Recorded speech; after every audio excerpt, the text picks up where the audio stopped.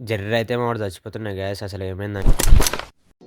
Hello guys, welcome to Nikhil vlogs. అయితే షూట్‌కైతే వెళ్ళిపోతున్నా. చాలా రోజులైతే వ్లాగ్ అయితే ఏసేస్తున్నా ఖాళీ.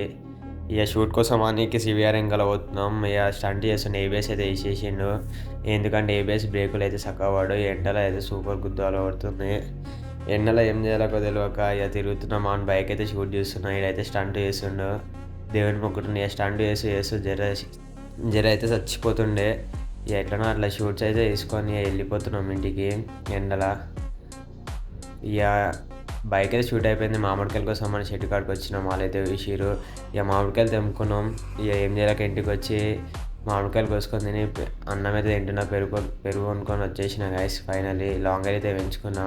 లాంగర్ పెంచుకొని ఇంట్లోకి అయితే పోతున్నాయి. ఇక ఫంక్షన్కి అయితే పోదాం అంటున్నాం, క్యాన్సిల్ అయితే అయిపోయింది.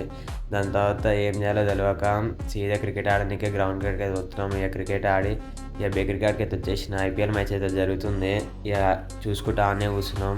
టైంపాస్ కాక ఇంటికాడికి వచ్చినాం. పోరాలు కొట్లాడుతారు. ఇక వాళ్ళతో టైంపాస్ చేసుకుంటూ గాలిన ఇంటికి కూడా కూర్చున్నాం. ఇక షటిల్స్ ఆడి ఇంటికైతే వచ్చేసిన గైస్. ఫైనల్లీ తింటున్నాను. నెక్స్ట్ బ్లాగ్లో వెళ్దాం. Bye guys.